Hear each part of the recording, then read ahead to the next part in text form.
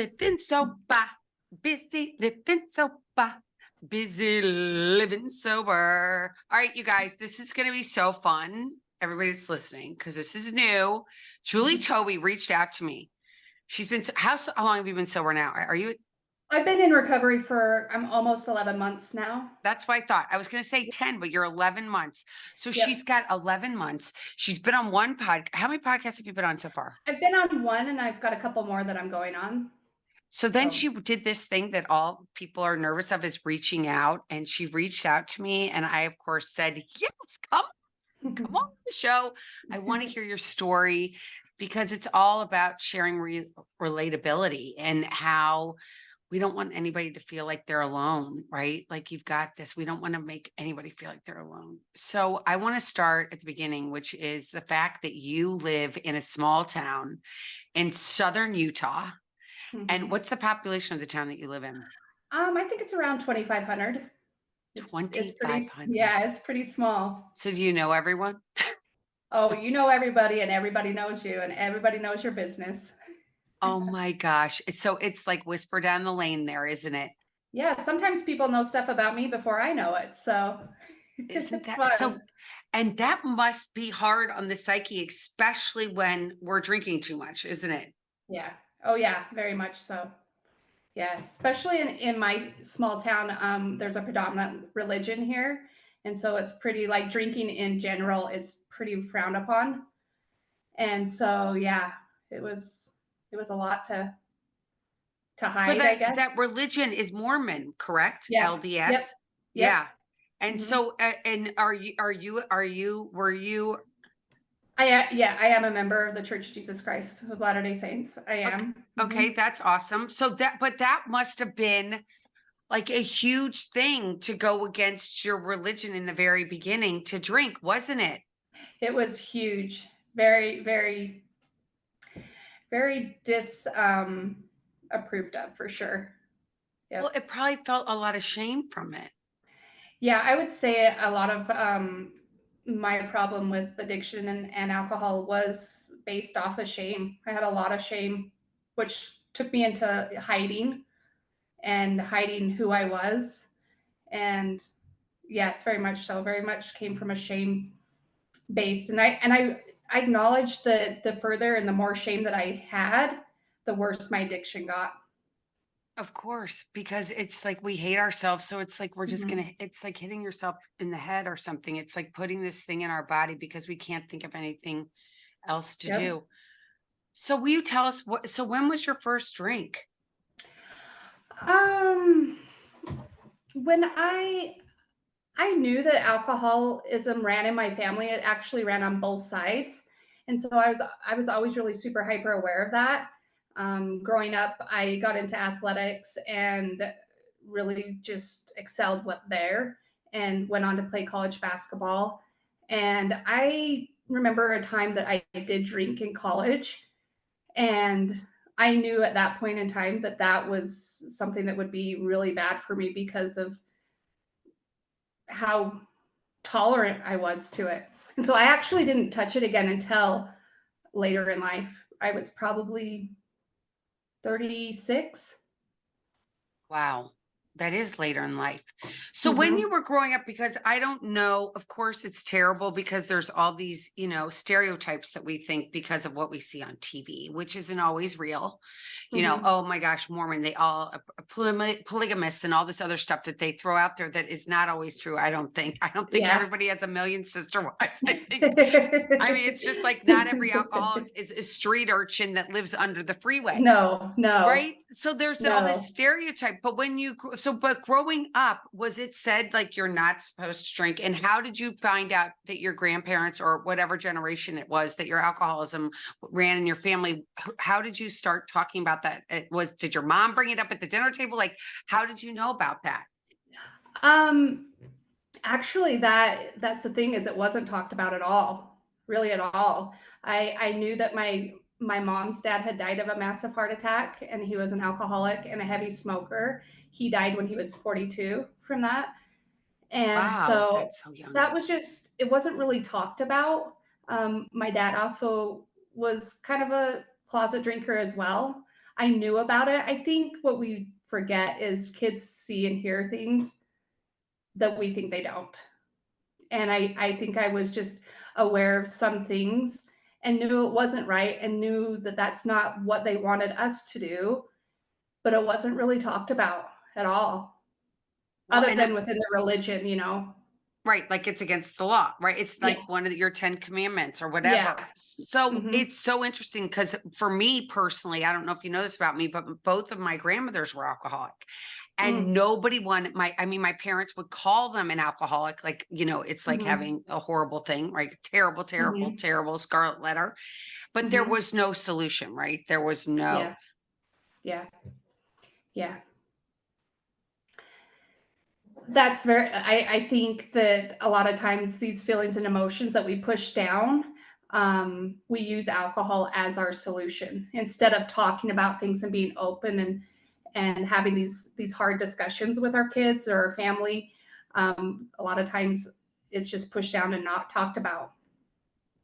It is, but now things are changing and it's Yeah. like, and it's so, you look so pretty right now. You've got the sun that's coming in on your face and it's so, I believe that we're living in this time right now that the light is coming through. We've lived through so much darkness and Mm, being able to talk about our, like really what's going on with us, being authentic about it yeah.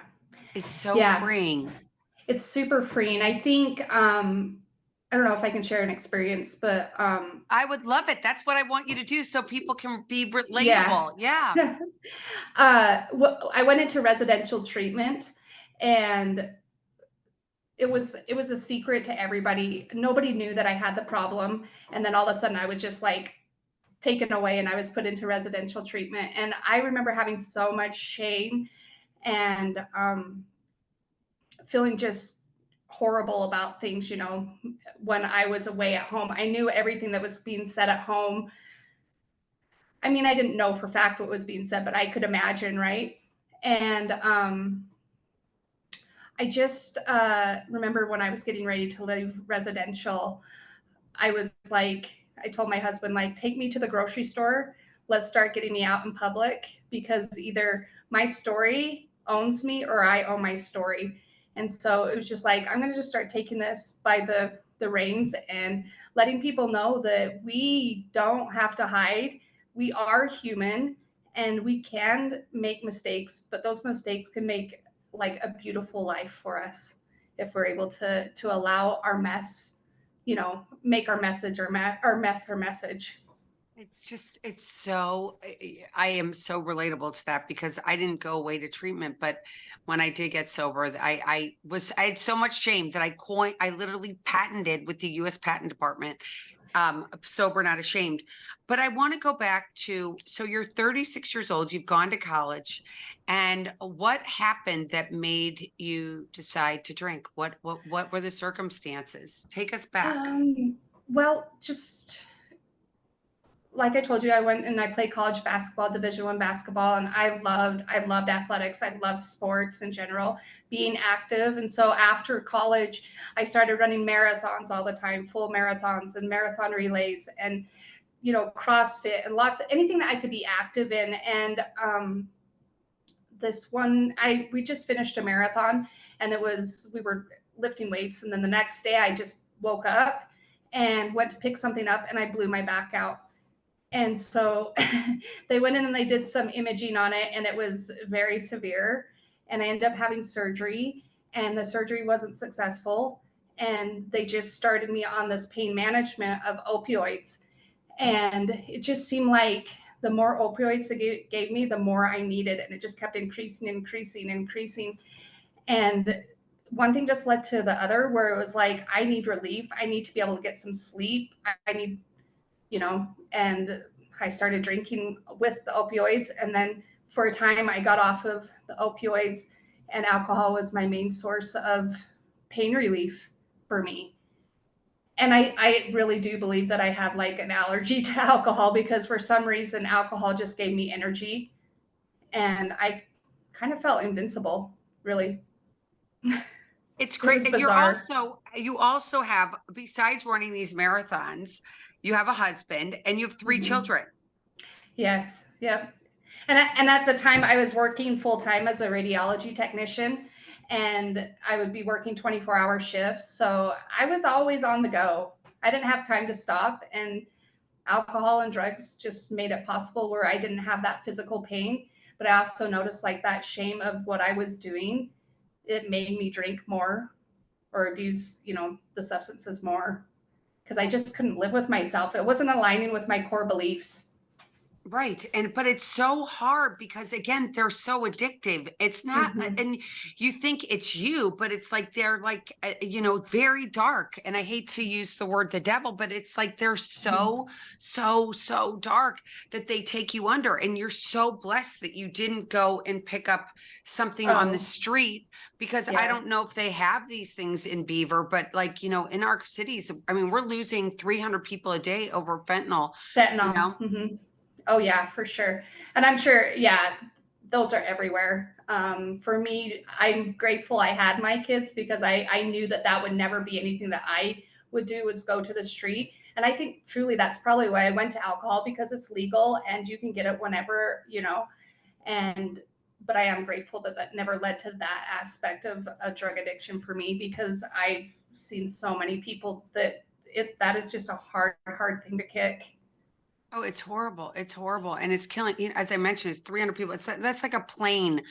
crashing in America every single Mm-hmm. solitary day with our young people on there. So you're drinking, you're like, as I say, juggling life, Mm-hmm. everything's up in the air and you're holding it together with duct tape, you know. Yeah. I felt like I was doing a really good job of it. Nobody knew around me, At least I didn't think they did. And it came off as very much as a shock. Like nobody believed it. And yeah, I felt like I was doing a pretty good job of juggling everything, but I was exhausted in all aspects. Well, you're constantly chasing and hiding, right? Because what Mm-hmm. was your husband? Did he have any idea? He knew I drank a little, but he did not know the extent at all. And mostly it was mostly out of love on his end. Like he knew that I was tired and I was physically, I played on his emotions for sure when it came to that because, he felt bad for me because of my physical pain. But he also was traveling quite a bit with work. And so also when you're drunk most of the day, that people get used to you being like that. They didn't know any different. What was your drink of choice and where did you keep it? Vodka with a splash of cranberry and always, in the closet or somewhere hidden for sure. I actually have a pretty good story about that if you want to hear it. I do. I do. Please do. Please. I'm dying to hear it.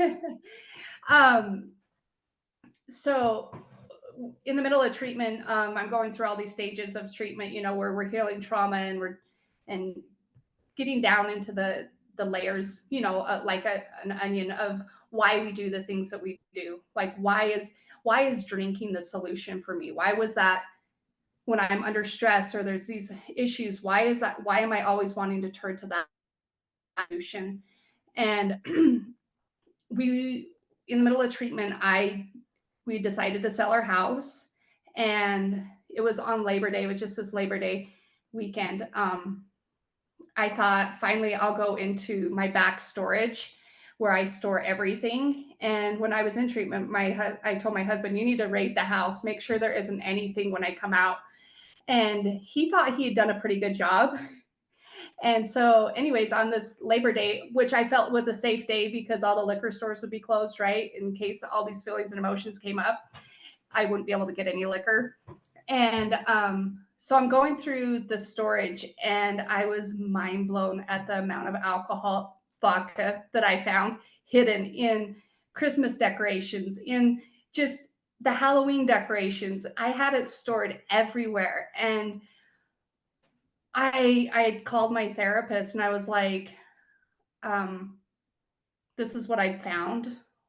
And she says, "Well, how do you feel? What are you feeling?" And I said, "Honestly, I'm sitting here and I just feel really bad for the person that had to do this." And I think she said something to the fact is, "Did you hear what you just said? You had empathy for yourself." which was probably the first time I had probably ever had that instead of shame. And I just realized once I started loving myself, sobriety started getting easier and easier and easier. It was just bizarre how and where I was hiding alcohol. Well, It was and just so many women do that, you know, oh so yeah. many women. So I want to go back. I love you were an adrenaline junkie for one, Oh right? yeah. Yeah, total adrenaline Mhm. junkie.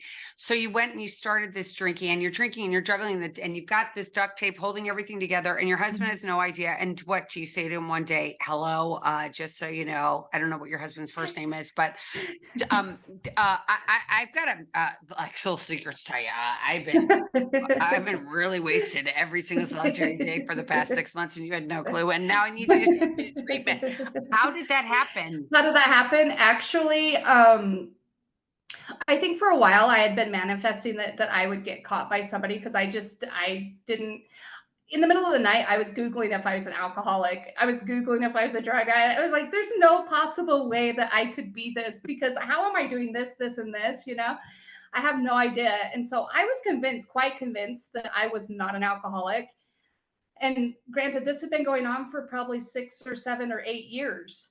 And so I'd been juggling it for a long time. And I was starting to manifest like, would somebody catch me? And I was at work and my administrator came down and said, hey, we got to ask you a few questions. And they pulled me in and they were asking me some questions. And I said to him, well, if you have any like concerns, why don't you just draw my blood and let's just clear my name, you know?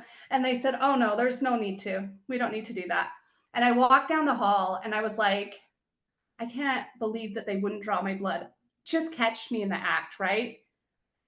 And about 20 minutes later, they came back and they said, you know, since you're willing, do you mind if we draw your blood?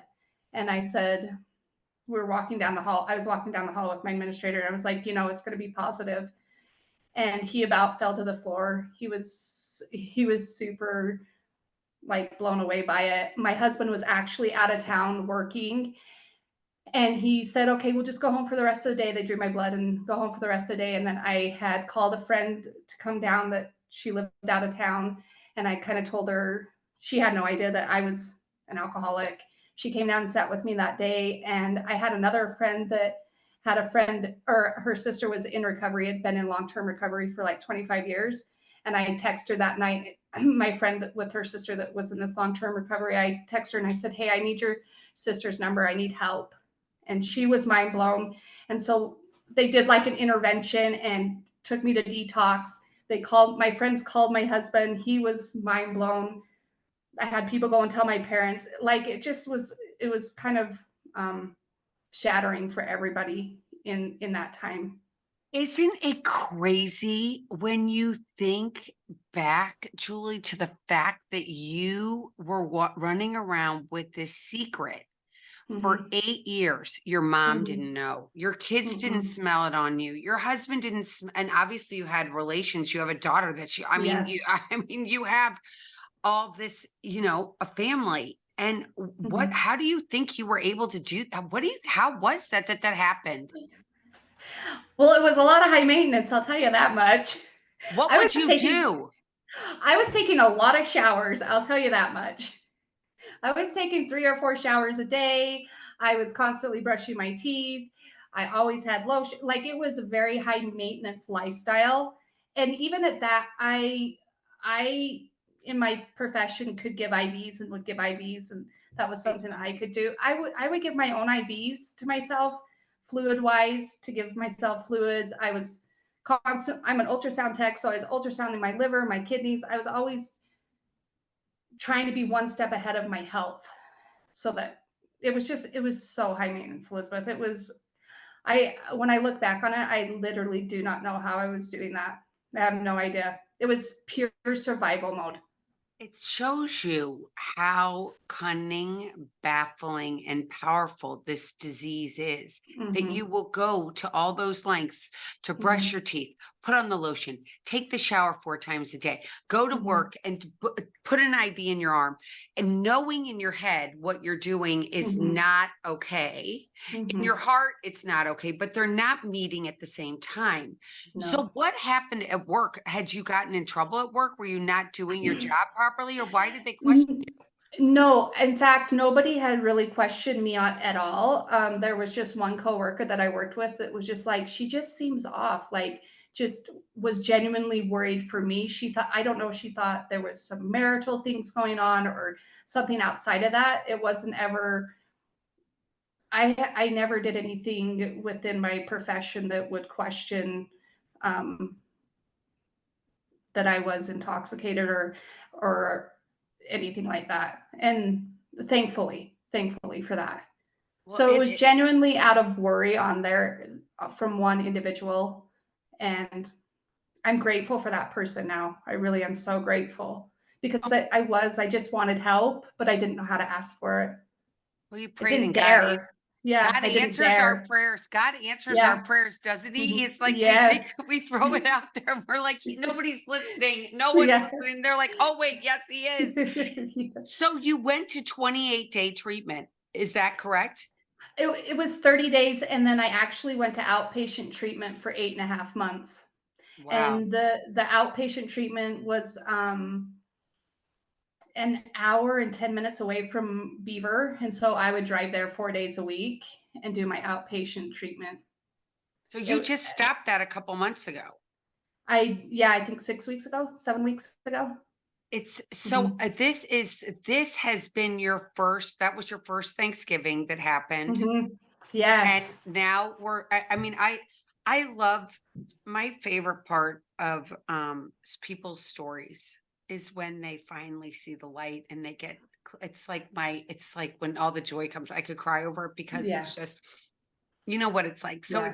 it feels like a brand new now. So it's your family? How's your husband been? How have your kids been from the day one? Because it's a big change for everybody.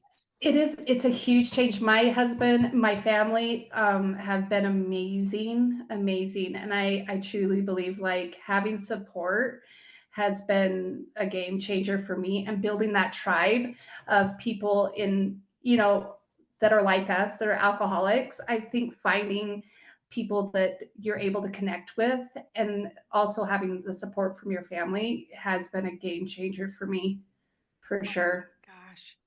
And do your kids ask you about it? And your husband, did he go to Al-Anon, or how has that been?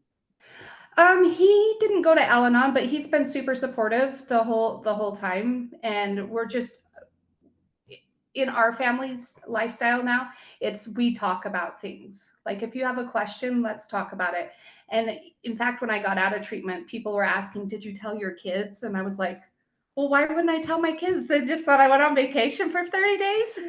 No, so for me it was like this is an opportunity to break that cycle where we can be open and we can have hard discussions about hard topics.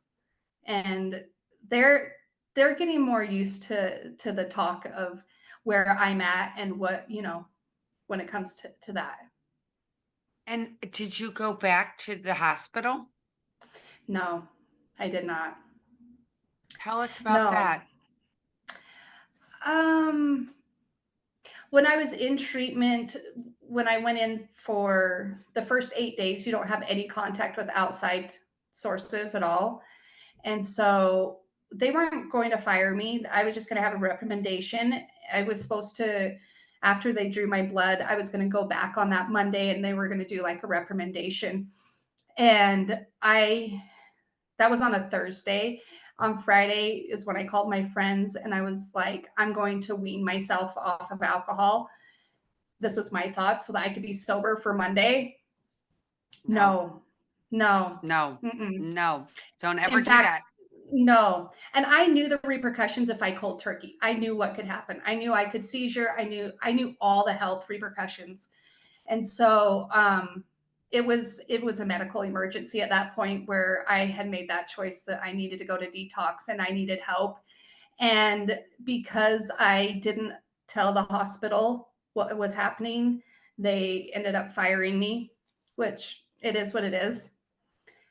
Um, and yeah, I just believe that my path is aligning to where I'll be able to work in recovery. That's where I'm looking to go, is work within recovery. And I'm probably going to go back to school again. So I love that because when I got so, when I got so a billion years ago, I feel like, they were like, don't make any big changes in your first year. And Mhm, here you've had some of the biggest changes people ever go through in their lives. It's like, for mhm, one, you sold your house and you moved. That's a mhm, big, big stressor, right? mhm. Huge, Huge. huge, huge, huge. Mhm.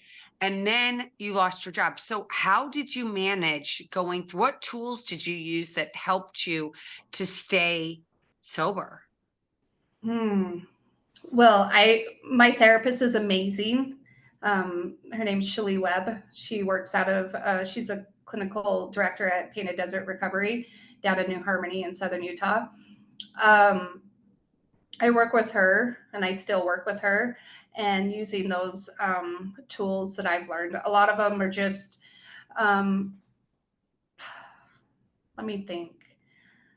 A lot of them is just basically recognizing how I'm feeling, like what's coming up for me, because I have a lot of anxiety. And so when I'm able to like associate what's coming up for me, how am I feeling, what's these feelings and emotions, then I can channel it to, oh, I'm wanting to use alcohol as a solution because I don't want to feel this. I think my whole life I was just taught to not feel anything, and just learning how to feel is probably one of my biggest skills that I use. And sometimes we just have to feel hard things, you know?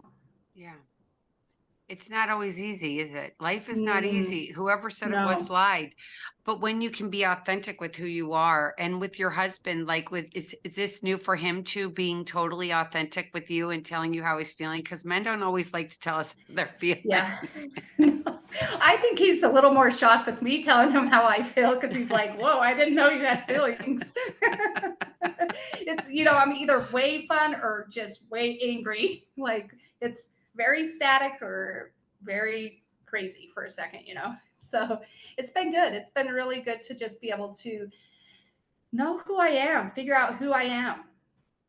And And that's been an experience for sure. oh, it's totally, it's Hmm. like crazy. I mean, my favorite color I thought was green. Well, it's really orange. So it's Right? like because forever I was what everybody else wanted me to be, not who Elizabeth Yeah. was, right? Being Yeah. that chameleon. Hmm. Yeah, that people pleaser, right? We could be Yes. anything for anyone. Yeah. Exactly, Hmm. exactly. So being Mormon and Uh-huh. not having so when you have holidays, do you even do your parents have alcohol in their house? Do you have Oh alcohol in your no, house? no, no. Right. There was never alcohol anywhere. Mm-mm. So right So now, that's not a big deal, but I think the hard thing for me is I always just want to hide, right? And that almost becomes a game for me. And so just being able to talk to my husband, be like, I feel like I want to drink, and just being open so he knows where I'm standing. This is how I'm feeling. And then we can just discuss it. Like, why are you feeling that way? Why do you want to do this? And usually it's just like, there's going to be a lot of people there. There's going to be a lot of this. And then once I'm able to talk about it, it seems like it helps the problem quite a bit. and do you have, besides a therapist, do you do a 12-step program at all? I am working a 12 step. Yep. I have a sponsor. I love AA. I think that, I mean, I was raised in the Mormon religion, and thought I knew who God was. And then I believe that I met God in AA for sure, because I was able to gain an understanding of who and what my higher power looks like. And that's just been the most amazing thing ever, to actually know that there is a power greater than me. And I know that myself, because I tried for years to do it on my own. And I know 100% that that's just not something that's possible with me. Like I needed a power greater than me to help me overcome alcoholism. For sure. I feel the same exact way. And it is so interesting in that the way that everything happens, right? The Mm-hmm. steps that come into play and that feeling Mm-hmm. that you want to go hide because these feelings are so big. And it's always fear for me, right? Like I'm Mm-hmm. not going to get Yes. what I want or I'm not going to be able to keep what I have. Mm-hmm. Yes. I was talking with on my other podcast about fear, and that growing up and all through my adult life, my greatest fear has been the dark.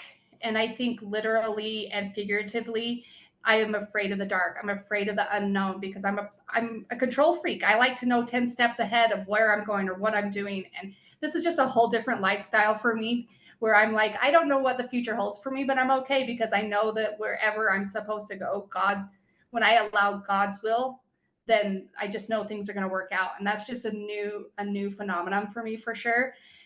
But growing up, like I said, I had this major fear of the dark. And once I realized what my higher power looked like, um, it was amazing. It was amazing. My husband was gone working, and I lived in the country where there was a creek bed road, and so it's only this little road, hardly any traffic ever. And I typically would never take my dogs outside at night alone because I'm afraid. And I just had this feeling like, you know what, the dogs need to go out. They need to go for their walk. And so I went out and I looked down the road and I could see this vehicle coming. And it was coming really slow. And typically in the past, I would have been on the phone with my husband or the cops or someone saying, you know, this is suspicious, like what's going on. But I just kind of listened to my instincts, and my instincts were telling me everything's fine. And so I thought, okay, I'll just sit here and wait for a minute while this vehicle goes by. Well, they were taking forever. And finally I was like, I'm going to walk the dogs, which I typically would have never have done that ever, because I'm just so afraid of the dark. And as I start walking the vehicle, this truck gets to my house. They stop, they open the door, and I'm thinking, what is going on here? I'm starting to freak out quite a bit, you know. And still I have this reassuring feeling that everything's okay. So I continue to walk, and this truck then goes by me really slow, and I turn around and I see the moon and the stars, and I just had this overwhelming feeling of, you're not alone. You've never been alone. Everything's all right. And I just started crying, which that's totally abnormal for me. And the next day I'm going back home, and this creekbed road is not a road that I would typically take. I had this feeling or impression to take the road. And so I'm going down this creekbed road and I see this vehicle, and lo and behold, it's the same truck from the night before. I knew what the truck looked like, even though it was dark. I knew the license plate number because I'm super hyper aware of those things. And as I get close to this truck, the truck stops. This little old man gets out of the truck, picks up his dog that was running, puts him in the truck, and then passes me. And it was like my higher power knew that I was still replaying that night before. He gave me that impression to go down that dirt road so that he could reassure me that everything was okay. And it was just amazing because the further along in my sobriety, the more I'm able to like recognize God's hand in things. And it's just amazing. It's amazing. It's like the best. I love. I was actually talking to somebody this morning. I have a girl that helps me with some of my work stuff, and she's Christian as well. And I said to her, I'm like, if we don't have God, we have nothing. It's like the best gift I ever gave my kids was to, you know, as much as they didn't want to go to church and they scream and yell. I mean, now they all go to church on their own in their 20s. But you know, I hear your story, and like when you were running and such an athlete, you know, and the basketball and all that, it was all such instantaneous gratification, right? You could win a basket. Oh, we won. Oh yeah. We go running for the race, we run. And there's so many people out there that are athletes that get to this place where they're like, they hurt themselves and drugs are administered at the doctor's office or handed out or whatever. You get a prescription, and then you get addicted. And it takes over. And the fact that you are okay is such an amazing gift.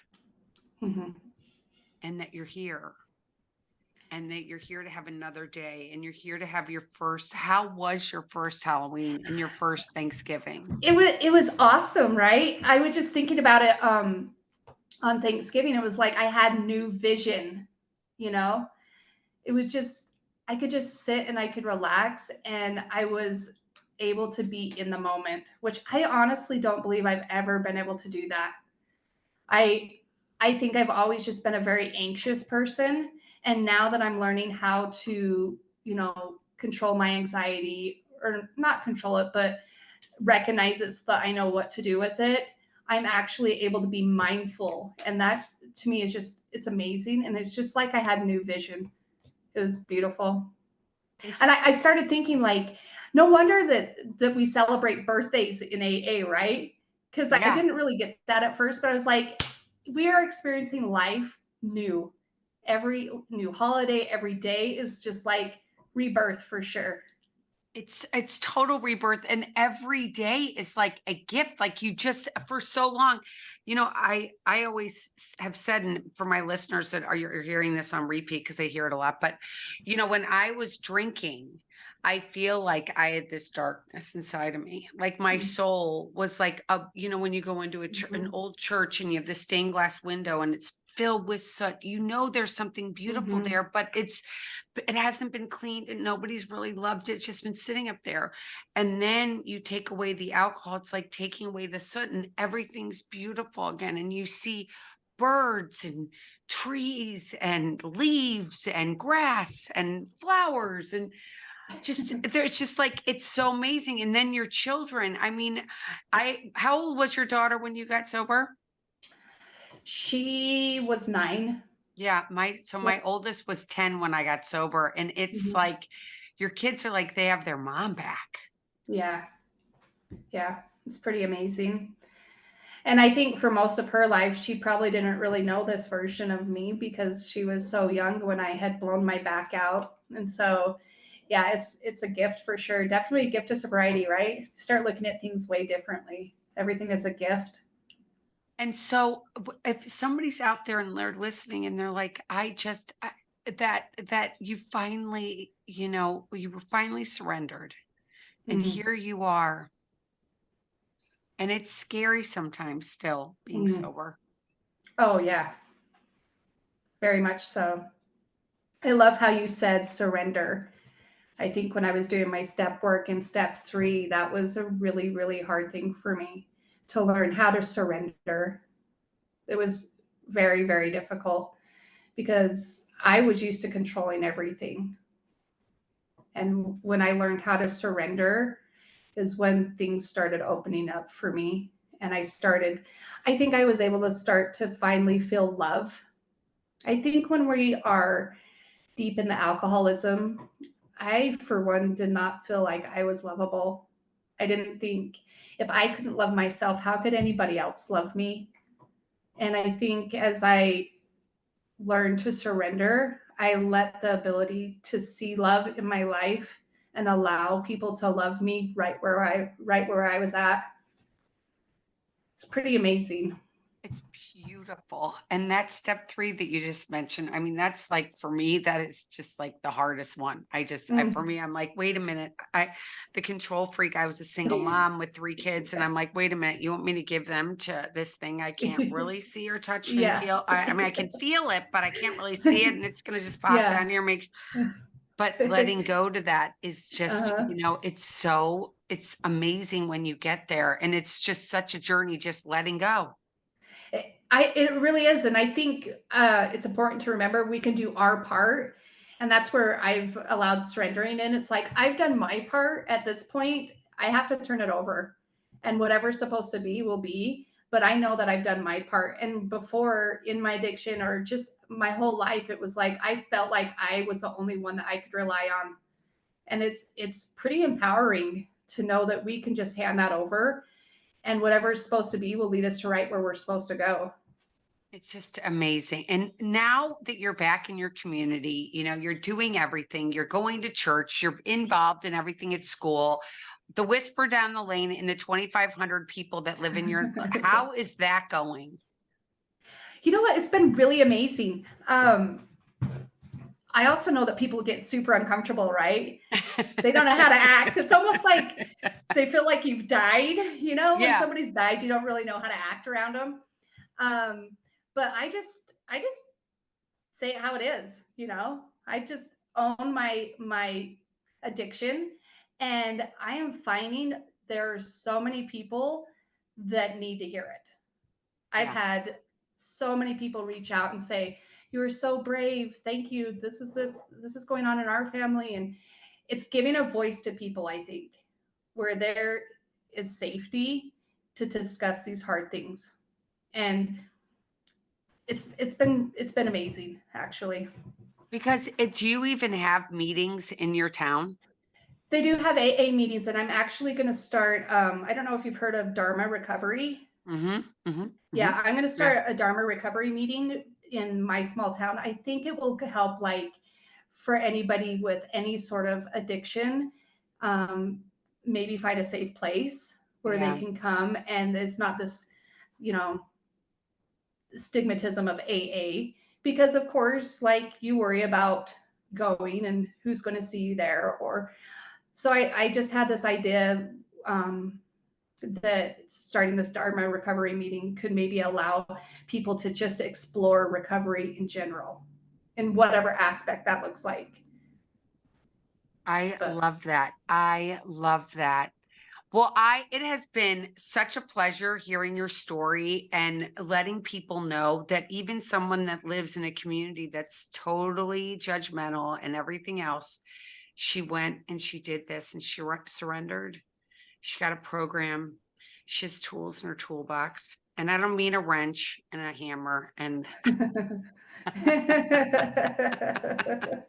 they're almost as useful though, right? Or more useful. oh, they totally are. And that ability to be transparent and to be who you are and to see these things, it's for some people it takes a lot of time, but it sounds like for you, like, you're just aware, you're totally awake and noticing, like, when your higher power, and like I like to call God, is in your life, you're Mhm. like, oh my gosh, there it goes again, there it goes again.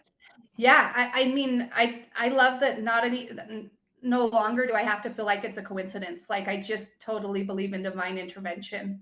It's pretty amazing because I think a lot of my life I was just like, oh, that's kind of coincidental. But Yeah. now it's like, no, that was definitely divine intervention. It is. It's amazing. And when we're in our addiction, we can't see it, right? Because all No. we're thinking about is how I'm going to hide, how am I going to do Yep. this, how am I going to take a shower, how am I going to, brush Mhm. my teeth for the 800th time. You're Mhm. not thinking about coincidences or anything else. You're just trying to Mhm. get stuff done. I mean, there's a great book by John Delaney you've got to go check out about an anxious life. It's really good. I'll have Oh, to, yeah. yeah. I want to check that out. Yeah. Yeah, it's really good. He's coming on the podcast in January, but Oh, it's just, awesome. yeah. So it's just that anxiety is such a big thing but to Mhm. be able to get quiet Hmm. and identify what that is that's making you anxious is like the key, isn't it? I think so. Like, just sitting still and having that time alone was probably the best thing that ever happened to me, where I actually had to gain that awareness, because I don't believe that you can have recovery without awareness. I used to think that I knew who I was, and I didn't know who I was at all. And the more that I become aware of who I am and why I do the things I do, the easier my recovery is becoming. And it's just, awareness just allows recovery. And I think it's important that we take that time to really figure out who we are. And it's okay if we're totally different than what everybody else thinks Yeah. we are, isn't Yeah, it? we don't have to be what anybody else thinks we need to be, for sure. How's your mom been with your big change? Because this is a big deal, isn't it? Yeah, I think, well, she was pretty shocked by the whole thing. It's been really hard on her. I think that she, internalized a lot of it, where I don't feel like she needs to. I just believe as parents, we do the best that we can with where we're at, right? And, I think she's getting where it's easier for her to deal with, and the more open that I am. And hopefully she can be a voice to others, other parents or people that need that for their loved ones, or a support system, or to help teach how to support, um, family members that are struggling with addiction. Well, because I think it's such a big deal when it's been hidden so long, and you're like, wait, what do you mean? I am like totally aware of what's going on in my life, and there's no way this was you. Like you're just Yeah. there's no way you were like my perfect child, and now you're telling me. Oh, well, yeah. I mean, I think she wanted to blame everybody, but maybe even my husband. So, it could have been her. Someone had to make her do it. She was perfect. But no, I made my choices on my own. Um, but yeah, that has been a big struggle for her. But I think that she's getting to a better place with that and understanding that we're just all here learning. We're learning. We're here learning and growing. And I don't know. I mean, I can just tell you that, like, to hear you and see you, and when I saw you yesterday, I was like, "Oh my God, you're adorable! You're so cute. Your family's beautiful." Because of course, I had to go look at you on all social media, even though I don't normally do that, but I I did do love this. that. And I'm never a stalker, but I was. I went and I stalked. Well, we're best friends now. Now So, we're best friends, exactly. And it's so when we have to be there for everybody else in this capacity, when we get clean and we get better, and everybody's like, okay, what happened? What did I do wrong? And you have to be this stoic person standing yes. there, like, Mhm. okay, bring it on. All the questions are Mhm. coming, everything, Uh-huh. and getting through that and not going, oh my God, this is too much. I'm going to run out and get a drink. Yeah. Yeah. I mean, sometimes it feels like that, right? Yeah, it I, hugely I I know does. from my mind, like that that number one thing is always that solution of alcohol. And it's just weird how my brain does that, but just gives me an opportunity to challenge those thoughts. Like, why is that coming up for me? Why am I wanting to use that as a solution? But But I I get think that why. that's probably, yeah, I'm probably sure that I'll probably struggle with that maybe the rest of my life, to be No, it honest. goes But we it, get the it goes opportunity to away. challenge that. No, Does no, it it? goes away. It does. It totally goes Oh, away. good, Just say good. God take away that phenomenon of craving. I mean, that's it was like now I have 17 plus years later. I don't ever even think about it as the answer. I mean, yes, sometimes are harder than others. And I've gone Hmm. through, losing people. My mom died. I mean, Hmm. all these things that happen in life, I just can't pick up because I couldn't imagine No, like doing that to my kids because it's just no. been, they have a sober mom and they can Mhm. call me. And as your kids get older, I mean, your oldest is 16, so you don't have anybody in college yet. But when that happens Mhm. and they start doing their own thing, Yeah. it's awesome to be the grown up that's like, don't drink, it's not good for you. And they, instead of looking at me going, they never looked at me and said, well, you drink. They never could do that. It was like, oh, wait, I get it. Yeah. Monkey see, monkey do. And Oh, yeah. Yep, for because it's sure. your 16-year-old. Has he thought about it? Oh, I don't think so. I don't know. He's, I think for him, I think seeing me where I was has been enough for him not to want to. I'm sure there'll be a time in his life that he'll probably wonder about it, but hopefully he can have an open discussion with me about it. Well, it sounds like you've opened those doors and you said, you know what, Yeah. bring me any question you have and I'm here Mhm. for you no matter what. And I Mhm. promise you that those thoughts of wanting to pick up the drink and go away again and disappear, like you Mhm. mentioned earlier, are totally going to go away because Yeah. life is just so good when you wake up in the morning and you can be proud of who you are. Yeah, it's just gaining that self-respect, right? And self-love. When we're able to love ourselves, I feel like those thoughts do tend to ease for sure. Well, it has been such a pleasure meeting you and getting to know you. And you have to come back when you tell us what you're doing next because I can't wait to hear it. And I will. Actually, I am going to be starting a podcast. I I'm am so going to do that. Yeah, my therapist and one of the staff that I went to that was in the treatment center. The three of us are going to start this podcast hopefully in January. So I'll for sure let you know on that. oh my gosh, you're going to have to. And the three of you can come on and tell me all about it. I'd love it. Yes, Okay. I will So hit just, you up. okay, Yes. please hit me up. And I'm so happy you're doing this. I encouraged her, Yeah. you guys, when she reached out. I was like, do it, do it, do it. Yeah. We need more people out there speaking the truth and showing Yes. that this can be done and there is Yeah, we life can do after it. booze. It's been a Mhm. pleasure. Sending you big Thank you so much. thank you so much, and Thank you. Merry Christmas, Happy Holidays You to too. everybody, and everybody who's listening. Remember, you are not alone. Subscribe to my channel, please. Reach out anytime. You are not alone. Please, please, please know that you've got this. You've got this. And until next time, keep getting busy, living. Bye-bye, everybody.